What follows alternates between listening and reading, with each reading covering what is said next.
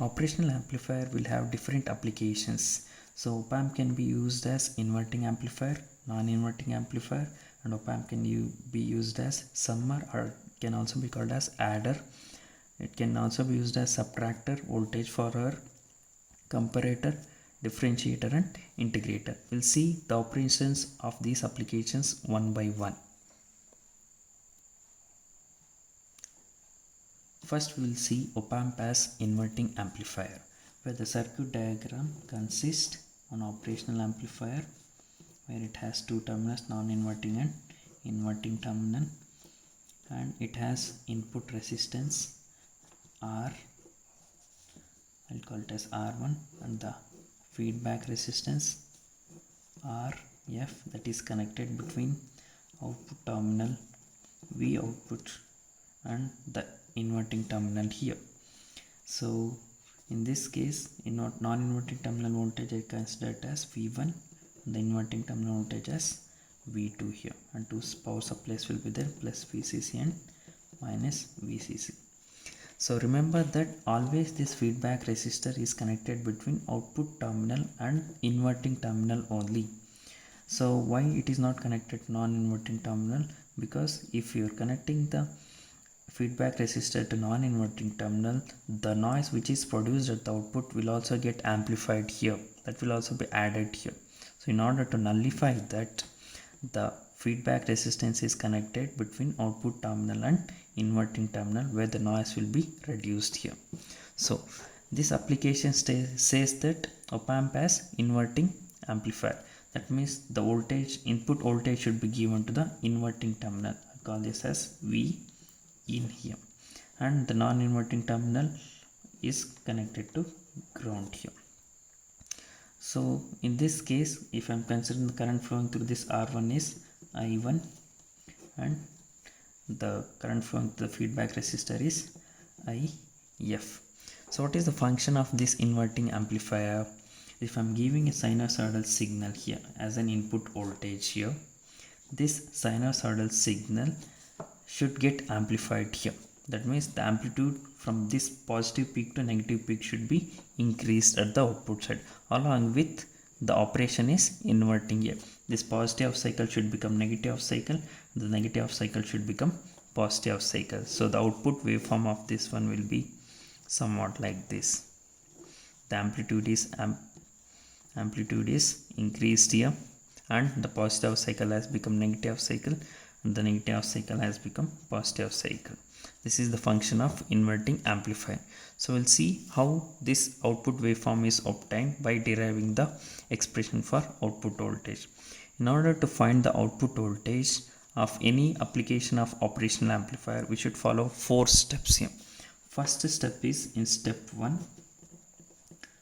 For all the applications, we should follow these 4 steps.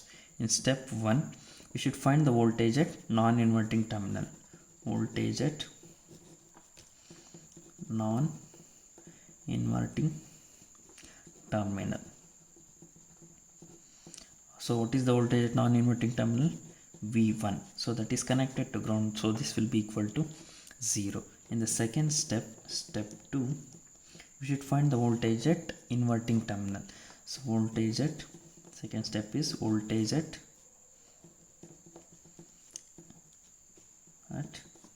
inverting terminal. So what is voltage at inverting terminal? V2. We know the concept of virtual ground, where concept of virtual ground says that V1 is equal to V2 from concept of virtual ground. V1 is equal to V2. So this V2 will be equal to V1. What is V1 value? V1 value is 0 here. So V2 will also become 0. In step 3, we should apply KCL at the inverting terminal here. So if I am apply KCL at inverting terminal,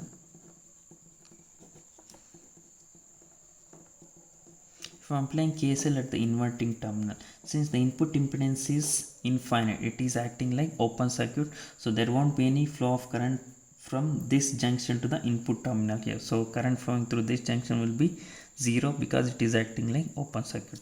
So KCL, if I'm applying at this junction, current entering the junction is I1 here, and the current leaving the junction is IF. So this is the KCL equation at inverting terminal. In step 4, replace these currents by voltages and the resistance here. So replace currents by voltages and resistance or impedance. In step 3, whatever the currents we are having here, we should replace these currents by voltages and resistance here. So if you are looking at the circuit diagram here, this current I1 is flowing to the resistor R1, right? What is the potential drop across this one? The potential drop across this R1 is V in minus V2. So that is V in minus V2 divided by, from using the Ohm's law, it is across R1 here, is equal to, if I am replacing this feedback current IF that is flowing through the resistor RF here, and the potential drop across RF is V2 minus V output, that is V2 minus V output. We know that V2 value is equal to 0. By substituting here, V in minus 0 divided by R1 is equal to 0 minus V output by RF. So if I am rewriting this equation, this will become V in by R1 is equal to minus V output by RF, where your output voltage will be equal to minus RF by R1 into V in. This is the output voltage, where the output voltage is nothing but it is inverted. This negative sign indicates that input voltage is inverted here. That means this input voltage is inverted, and this RF by R1 indicates the amplification of your input signal. Your increase in amplitude of this output input signal will depend on this feedback resistor and input resistor here. So this RF by R1 indicates the gain here, where if I am rewriting this one, V output by V in is equal to minus RF by R1, where V output by V in is nothing but gain of your amplifier, operational amplifier here. So the gain of op amp is minus RF by R1. This negative sign indicates inversion of the input signal, inverting op amp here. This is a gain. This is how we obtain the inverted signal along with the amplification. This is the operation of inverting op amp. The next application of operation amplifier is non-inverting amplifier. The circuit diagram for this non-inverting amplifier same as the previous application, op amp as inverting amplifier, where it has operational amplifier with non-inverting and inverting terminal, and the output terminal will be there, V output, and the input resistance is connected to inverting terminal. I'll call it as R1, and the feedback resistor which is always connected between output terminal and the non-inverting terminal here, that is RF. Current flowing through this will be I1, current flowing through this will be IF. Since it is non-inverting amplifier, the input voltage given should be given to non-inverting terminal only. I'll take this as V in. Voltage at non-inverting terminal is V1, this is V2. So since the input voltage is given to the non-inverting terminal, the inverting terminal should be connected to ground here. So again, so since it is non-inverting amplifier, if I am giving an input signal of sinusoidal signal V in, the output should be, since it is non-inverting, plus the output should be same as input signal with this 0 degree phase shift. The output should be 0 degree phase shift along with the amplification. The amplification will depend on the passive elements which we are using here, RF and R1. The output should be with 0 degree phase shift along with the amplification. The amplitude of these values will be increased. This is your output voltage. Here also we'll see how this output voltage is obtained by finding the expression for output voltage. We should follow the same 4 steps. In step 1, we should find the voltage at non-inverting terminal, that is V1. So V1 is given to V in here, where V1 is equal to V in. In step 2, we should find voltage at inverting terminal V2, where from the concept of virtual ground, that is from concept of virtual ground,